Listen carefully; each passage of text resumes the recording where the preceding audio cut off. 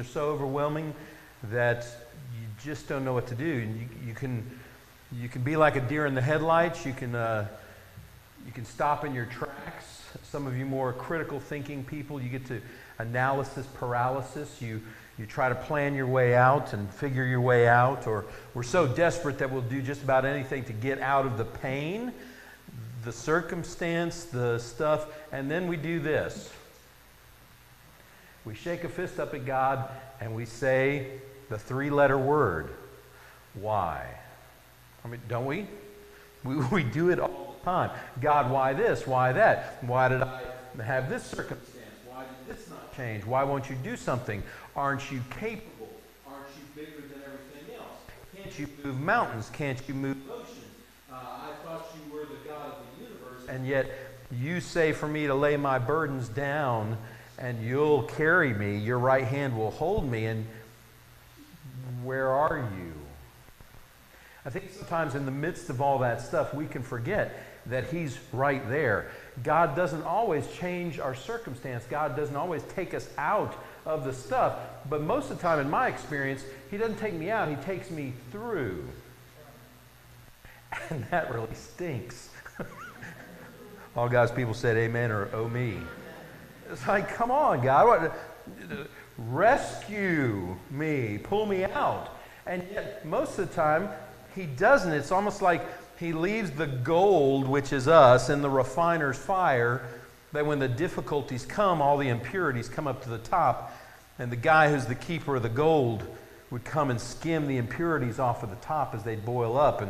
And after the intense heat and after the skillful hand of the one who worked the gold was pure, and it was highly valuable.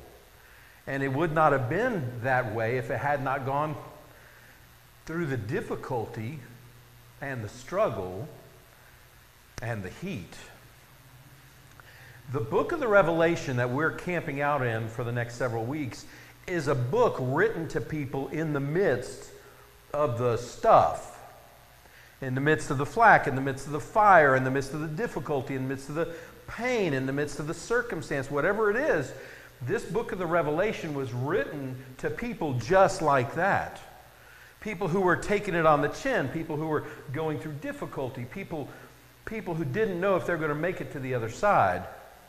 So as the book begins, and we saw this a couple weeks ago, you see the picture of Jesus high and lifted up. You see the risen Jesus in all His power and glory. In fact, when we get to chapter 4 and 5, you get to see this picture of Jesus that was really overwhelming to John. Well, no wonder he wrote this thing like he did.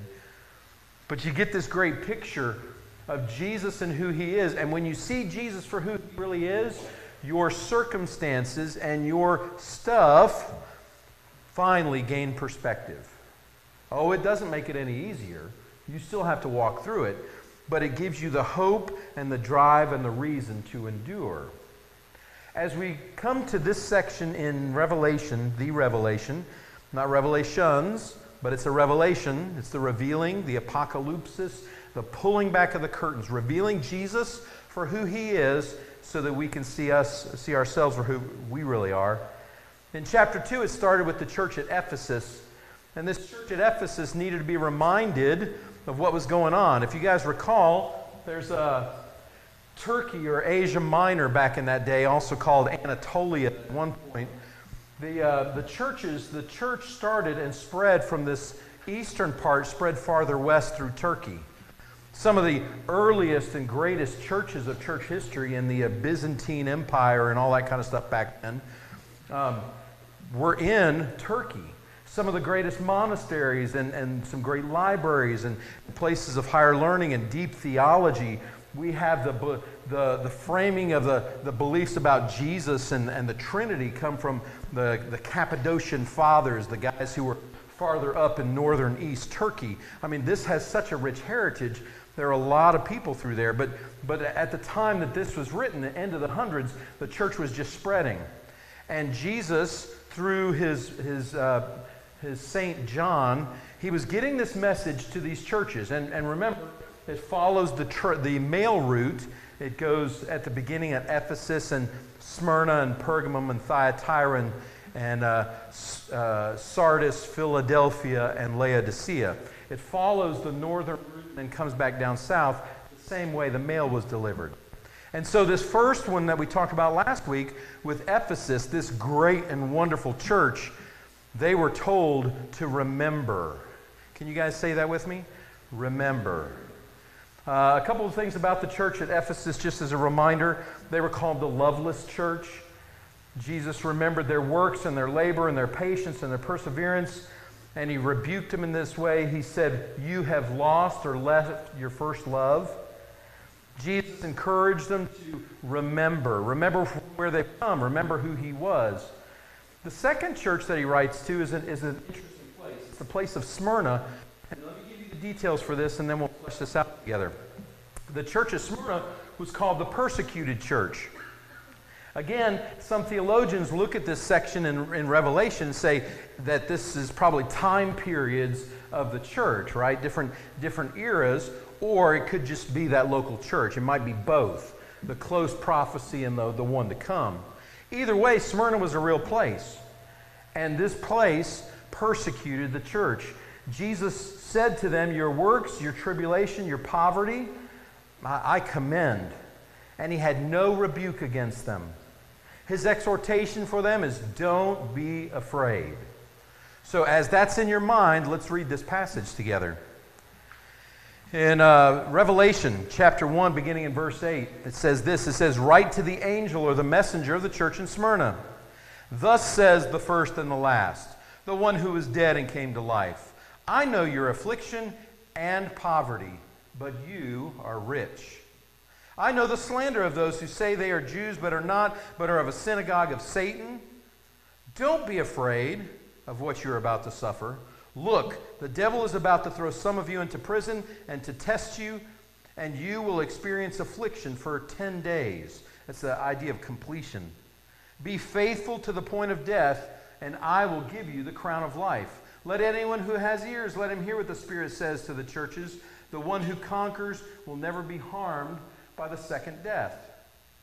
This place of Smyrna is an interesting place. When the church, or before the church started there, just a little bit of background, just a little bit of history, okay? And I got pictures and everything.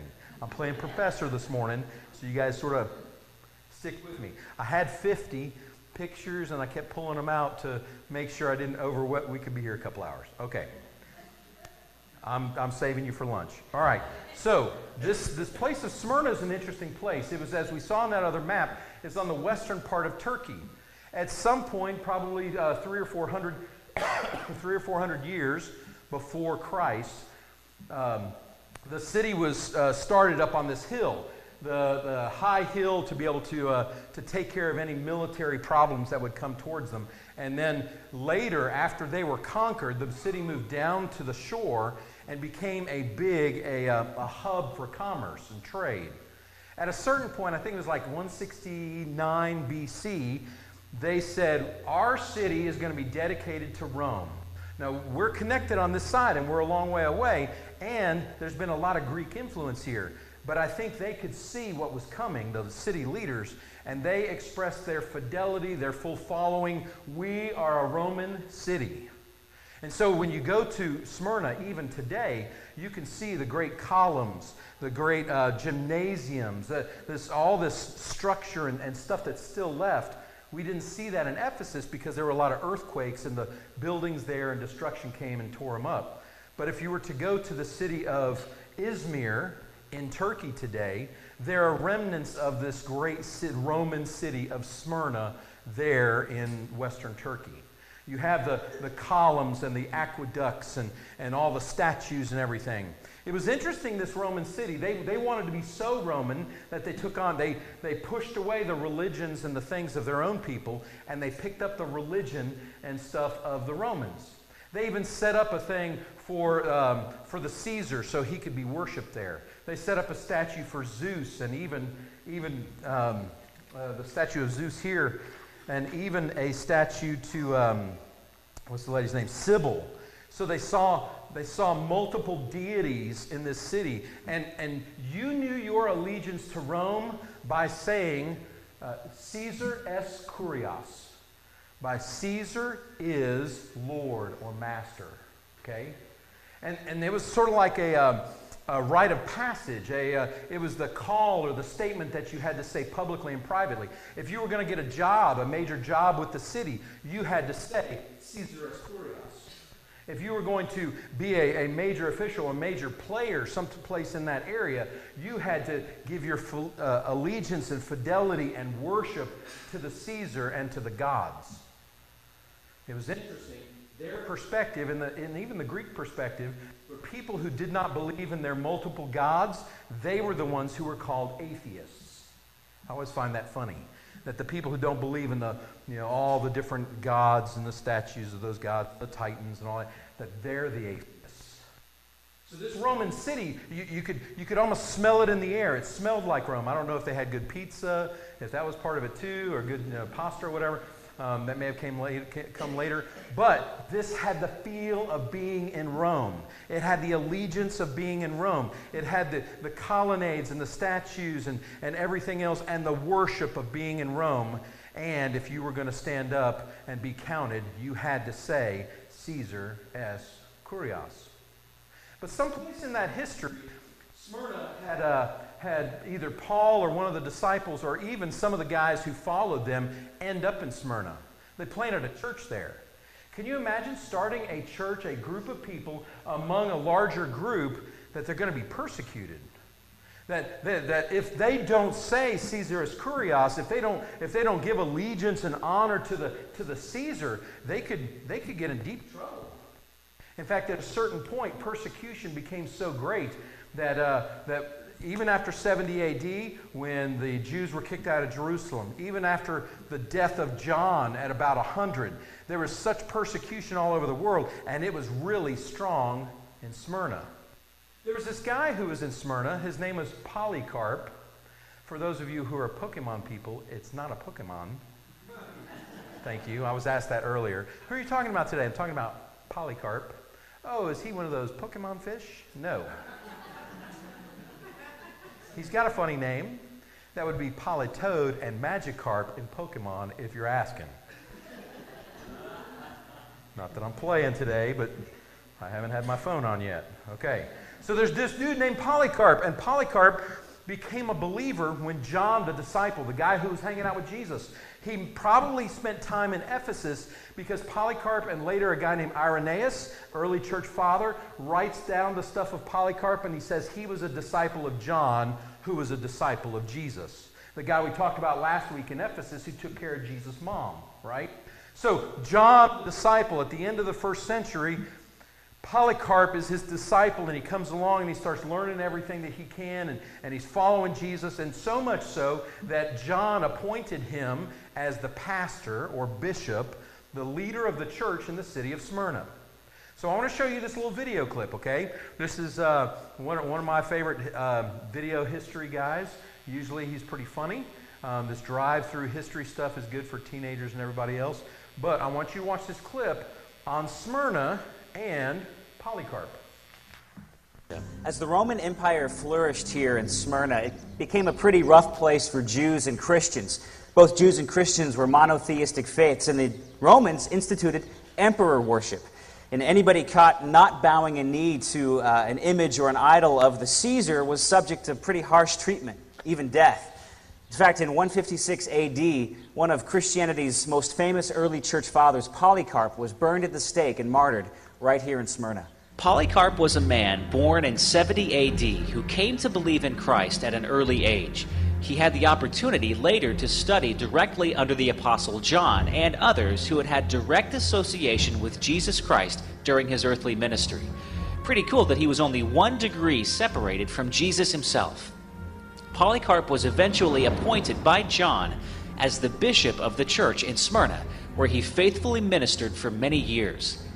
It was under the rule of Roman Emperor Marcus Aurelius that the persecution of Christians became more intense. In the year 156 AD, Polycarp was arrested by Roman soldiers and was taken before the local proconsul here in Smyrna and urged to utter the phrase, "Caesar is Lord," and offer a small pinch of incense to the statue of the emperor. It was a simple formality that would have spared Polycarp from torture and death. His refusal to do so infuriated the bloodthirsty mob. Then, according to a Smyrnian letter recording the event, as Polycarp was being dragged to his place of execution, a voice was heard from heaven by all the believers that were present. The voice said this: "Be strong, Polycarp, and play the man." Then, standing in the arena, Polycarp was urged one last time to renounce Christ. His response, well attested in historical accounts, was this: 86 years I have served Christ, and he never did me any wrong. How can I blaspheme my King who saved me? Polycarp was soon led to the stake to be burned alive. Claiming that God would give him the strength to remain on the stake without moving, he asked to be tied instead of nailed to the stake. Then, after Polycarp uttered his last prayer, the fire was lit. To the astonishment of the crowd, the flames merely swirled around him as if a wall of wind was protecting him, and his body was unscathed. The executioner was then ordered to plunge a sword through the flames into Polycarp. After doing so, as the letter records, Polycarp's blood gushed forth and extinguished the fire. One of early Christianity's most important church fathers was dead. His life and death was a living testimony of faith that would endure for 2,000 years. But the death of Polycarp backfired, for his conviction and witness went on to inspire and embolden thousands of saints after him. He is a tangible illustration of the fact that during the times of the greatest persecution, the Christian church grows the most. What a powerful picture of a man who was faithful, literally faithful to the end. I think the statement that rings very true with me, or very hard with me, is this. It says, 86 years I have served him, and he has done me no wrong. How can I blaspheme my King and my Savior? You know, we hear stories about this, and this is pretty powerful, that someone would be willing to give their life for the sake of the name. I mean, all he had to do was say, Caesar as Kurios, and offer a little bit of spice on the fire, and he would have been able to go free, and he could have gone back to preaching Jesus. He just didn't have to tell anybody. And yet, how can I turn on my King? When I read this stuff from John to the church of Smyrna, the words are powerful, as if the Spirit was giving Polycarp the encouragement even before he got there. Don't be afraid about what you are about to suffer. Look, the devil is about to throw some of you into prison and test you, and you will experience affliction. Be faithful to the point of death, and I'll give you the crown of life. I would think that the words of John written here from Jesus were ringing true in Polycarp's head when he stood before. It's probably 50, maybe 50 years after these words were written. Polycarp stood before it was an interesting place there in Smyrna. North of there in Pergamum, they had a training camp for gladiators, right? And so they would bring the best of the gladiators down to this place in Smyrna, and they would have sport, and they would battle with the gladiators. They would have the lions and stuff all in there. But this was one of the first major times that Christians were brought in front of the crowd, in front of such a thing during persecution. In fact, Polycarp's probably one of the first major guys after the first part of the church. He's one of the major guys who became a martyr. That word itself is very interesting. The word in the Greek language means witness. In fact, if you go back to Acts 1:8, it says, "And you shall receive power when the Holy Spirit comes upon you, and you will be my martyrs, my martyrs, my witnesses of Jerusalem, Judea, Samaria, and the ends of the earth." The word originally had this idea of somebody who was an eyewitness account of something that happened. Polycarp was not old enough to have seen Jesus, personally, but he was enough of a witness that when time came and he stood and he gave witness to Jesus, he gave his life. And it's really about this time in the 150s that word martyr begins to be used for those who die for their faith in Jesus. You look back on that, and in fact, the first time I heard about Polycarp, I was a student in college, and someone gave me this book called Fox's Book of Martyrs. It was written a little bit in Old English, and And originally it was written, I think, in the 1600s. And the writer of it was dealing with persecution in England, of all places, because if you weren't a part of the Anglican Church, like Baptists and free church people, you were thrown in jail. You know, just like the guy who wrote Pilgrim's Progress, John Bunyan. He was put in jail because he was a preacher of the gospel who wasn't official by the state. Isn't it always interesting when the state becomes absolute, you can't have your own ideas? When the state becomes absolute, you have no freedom of conscience. You look at countries all over the world where the religion and the state are united. People have no freedom of conscience. You look at places like China, where now, no matter what they do online and everything else, the thought police of China are making sure that people toe the line and turn away from God, and they have no freedom of their own conscience. When man in some kind of way becomes absolute, you lose all rights and privileges. You lose everything. And whoever's in charge, they impose their worldview, they impose their standard, they impose their religion. And in the case of the book of the Martyrs, the guy was dealing with persecution there in England, and he went back through church history, and he said, okay, let me write a book to the people who are following Jesus now, going through persecution now, to say that this is not unique. They're not the first ones. They're not alone. And he went all the way back in this Fox's Book of Martyrs. He started with Stephen, who was stoned early in the book of Acts. And he went through the disciples and how each one of the disciples died as a martyr. John, the disciple, was the only one who died of old age, or possibly of old age while he was in prison. Then the rest of those people on up to the hundreds. And then the big story with Polycarp and Perpetua and others who came after them, who gave their lives for Jesus. Oh, if we could hold on to the words, don't be afraid. If we could face that. But you know what? Here in America, we face a little bit of pressure, and what do? We cave like a house of cards. If somebody comes against Christianity or comes against what we believe, or says that we're calls us a racist, or calls us a homophobe, or calls us xenophobic, or whatever, they can throw a whole bunch of names at us because we're trying to be biblical Christians. And what happens? That the spiral of silence, that we get hit on Facebook or social media or at work or in our family or whatever else, and we take enough hits that we don't say anything anymore. And all we're taking is words coming at us, right? All we're taking is, hey, I might lose my job, or hey, I might not get this promotion, or hey, I might not get this, or the Christian baker and the lady who did the flowers in some of these places all across the country, they want to uphold a biblical standard, and then they're the ones who get in trouble with the state because their beliefs don't match up with what the culture says. Yes, those people have lost their businesses and they've had great difficulty, but they've not lost their lives. But you know, there are people right here in the world today, not 2,000 years ago, not 400 years ago, but there are people all over the world right now who are going through great persecution.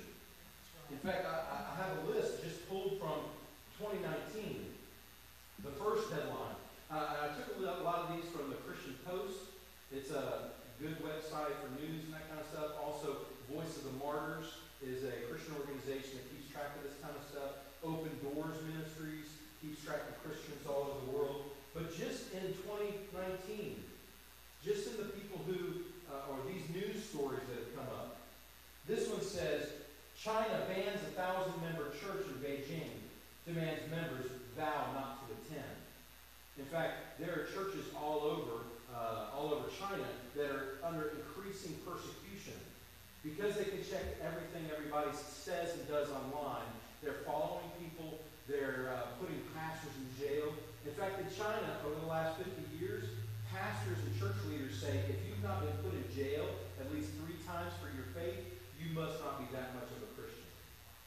I guess it must not be that much of a Christian. July 24, 2019, a pregnant mother of 2 is among Nigerian Christians slaughtered by Muslim extremists. Those Fulani Muslim group who travels around intimidating Christians and putting them to death. July 25th,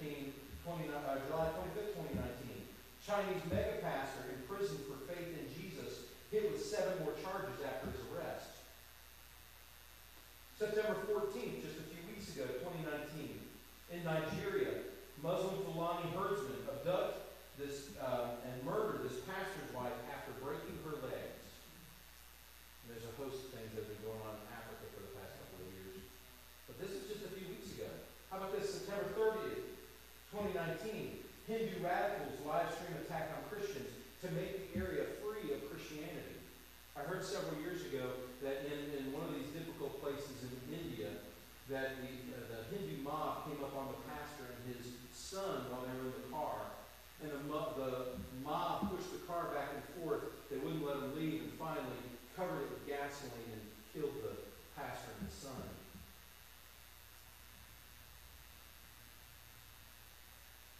We don't deal with any of that here. October 15th, just a few days ago, Chinese authorities forcibly demolished quote-unquote illegal churches, wounding the elderly congregants.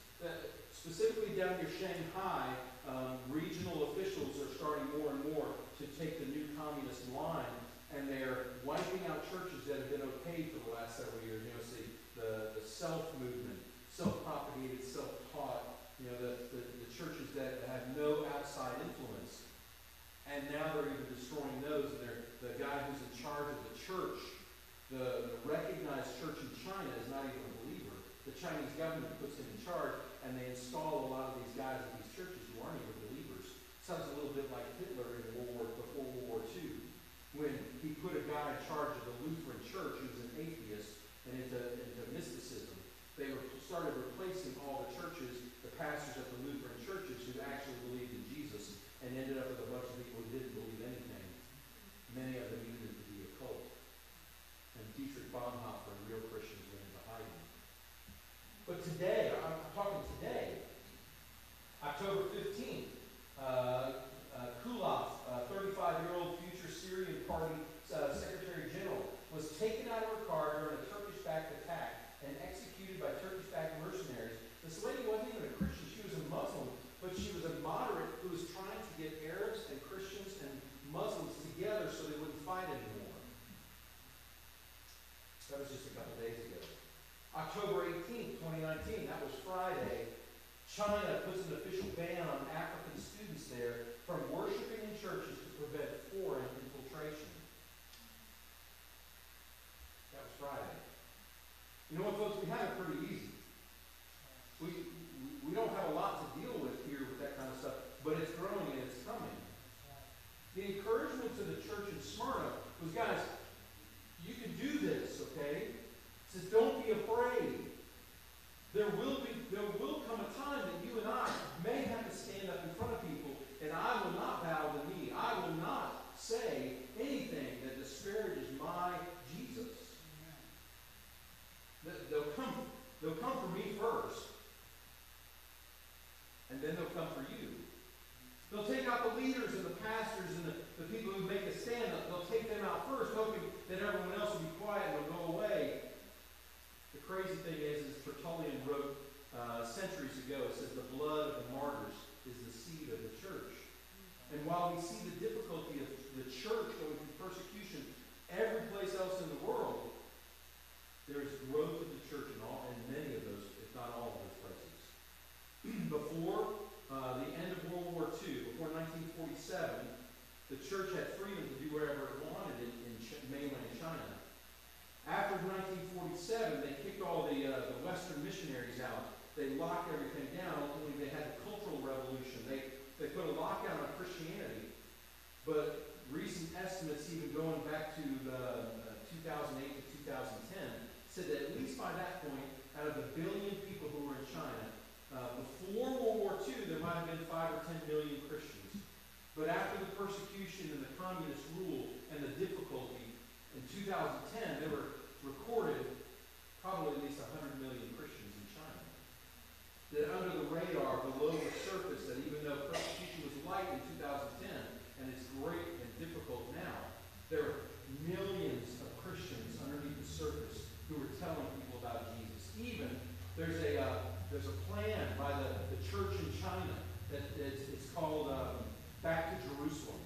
When my brother was in Central Asia with the International Mission Board, he was ministering to Uyghur Han Chinese and sharing the gospel with them, the house church people would tell him that about this movement called Back to Jerusalem, that the Chinese church wanted to plant a church among every people group from Beijing to Jerusalem.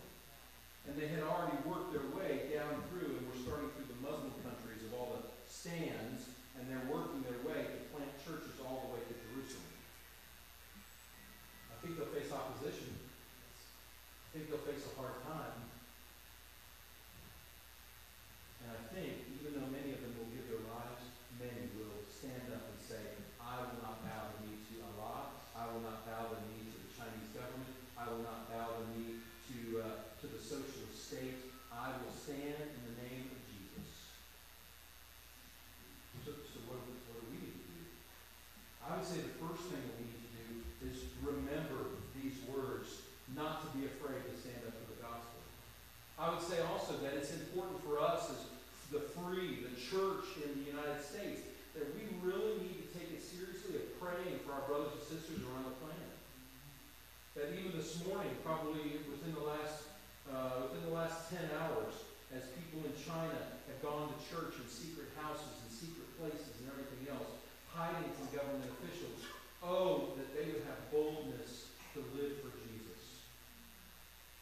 You know, I heard a story years ago when the communist government was in charge of Romania, that these people had gone in and they were having church on a Sunday night or something sometime, and they were in a secret place. No one knew where they were, and while they're in the midst of their service, the doors are broken open. 2 Romanian soldiers with guns are standing there, and they say, who in here is a Christian? If you are a Christian, stay. If you want to bow to Ceausescu, you can leave.